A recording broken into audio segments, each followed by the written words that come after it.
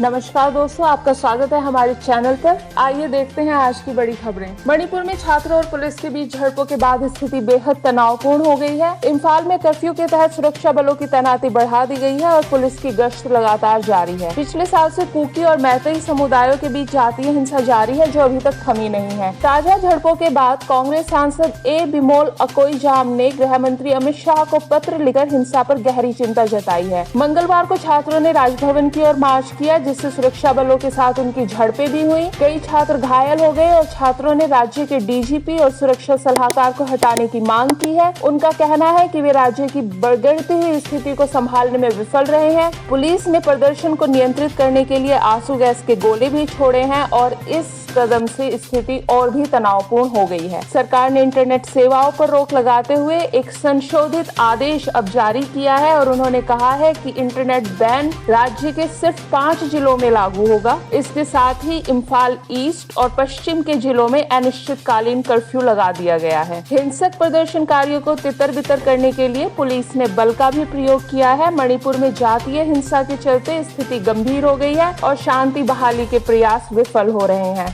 सुरक्षा बलों की तैनाती बढ़ा दी गई है और आरएएफ की टुकड़ियों को भी तैनात किया गया है। इंटरनेट सेवाएं 15 सितंबर तक बंद हैं और अधिकांश स्कूल कॉलेजेस भी बंद हैं। स्थिति के गंभीर होने के कारण कोऑर्डिनेटिंग कमेटी ने सार्वजनिक आपातकाल की घोषणा की है। सुप्रीम कोर्ट की फटकार के 2 दिन बाद कोलकाता के डॉक्टरों ने अब मुख्यमंत्री ममता बनर्जी से बातचीत करने का निर्णय लिया है। ये डॉक्टर्स आरजीकर मेडिकल कॉलेज और हॉस्पिटल में एक ट्रेनी डॉक्टर के रेप और मर्डर के खिलाफ विरोध प्रदर्शन कर रहे थे। सुप्रीम कोर्ट ने डॉक्टरों से आंदोलन खत्म करने और काम पर लौटने के लिए कहा था, लेकिन डॉक्टरों ने मंगलवार को कोर्ट की समय सीमा की अवहेलना करते हुए अपना विरोध जारी रखा। अब डॉक्टर्स ने मुख्यमंत्री के कार्यालय को एक ईमेल भेजकर उनसे मुलाकात का समय मांगने का निर्णय लिया है। वे पीड़िता को न्याय और अपराध को ढकने की कोशिश करने वाले दोषियों के खिलाफ सजा की मांग कर रहे हैं। डॉक्टरों के प्रतिनिधि डॉक्टर अनिकेत मंडल ने एनडीटीवी को बताया है कि विरोध प्रदर्शनकारी मुख्यमंत्री से बातचीत के लिए तैयार हैं और इस संबंध में मेल भेजकर वे अपनी मांगे प्रस्तुत करेंगे। वे मुख्यमंत्री से बात करने की इच्छा व्यक्त कर रहे हैं। केंद्रीय गृह मंत्री अमित शाह ने हाल ही में अमेरिकी दौरे के दौरान कांग्रेस सांसद राहुल गांधी की टिप्पणियों की कड़ी आलोचना की है। अमित शाह ने गांधी पर भारत विरोधी और राष्ट्र विरोधी बयान देने का आरोप लगाया है और कहा कि राहुल गांधी की टिप्पणियां कांग्रेस पार्टी के एजेंडे को उजागर करती हैं, जिसका उद्देश्य क्षेत्रीयता, धर्म और भाषा के आधार पर विभाजन करना है। अमित शाह ने विशेष रूप से राहुल गांधी की भारत की आरक्षण प्रणाली की आलोचना और धार्मिक स्वतंत्रता पर की गई टिप्पणियों की निंदा की है। जॉर्ज टाउन यूनिवर्सिटी में एक सत्र के दौरान राहुल गांधी ने सुझाव दिया था कि आरक्षण की समीक्षा केवल तब की जानी चाहिए जब भारत एक निष्पक्ष समाज बन जाए। संसाधनों के असमान वितरण और हाशिए पर स्थित समुदायों के सही प्रतिनिधित्व की कमी को भी राहुल गांधी ने उजागर किया। उन्होंने इन असमानताओं को दूर करने के लिए जाति जनगणना की भी मांग की। अमित शाह ने जवाब देते हुए राहुल गांधी पर कांग्रेस पार्टी के आरक्षण विरोधी रुख को उजागर करने का आरोप लगाया और यह दावा किया कि भाजपा की सत्ता में रहते हुए आरक्षण को कोई नहीं बदल सकता।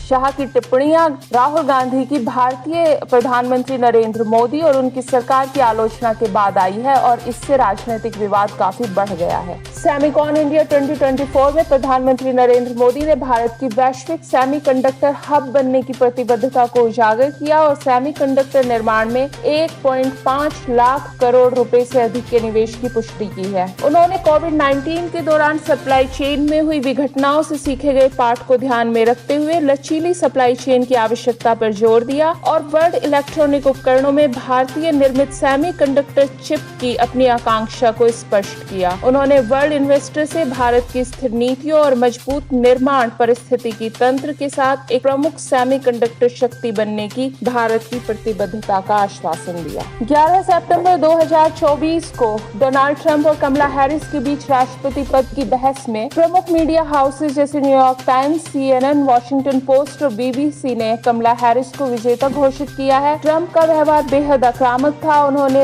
हैरिस पर व्यक्तिगत हमले किए और विवादास्पद टिप्पणियां की, जबकि कमला हैरिस ने संयम बनाए रखते हुए मुद्दों के बारे में बात की और ट्रंप के दावों का जवाब दिया। बहस में हैरिस को विजेता के रूप में देखा गया है। उन्होंने ट्रंप के ज्यादातर विचारों पर उनकी आलोचना की, अबॉर्शन और फॉरेन पॉलिसी पर अपनी स्थिति स्पष्ट की और 6 जनवरी के हमले के लिए ट्रंप को जिम्मेदार ठहराया। आया। हैरिस के रिएक्शन को अधिक प्रभावशाली और संयमित माना गया, जिससे उनकी बहस में जीत हुई है। आपको हमारा वीडियो कैसा लगा कृपया कमेंट्स करके जरूर बताएं। अगर आपको हमारा वीडियो पसंद आया हो तो लाइक करें और सब्सक्राइब करें।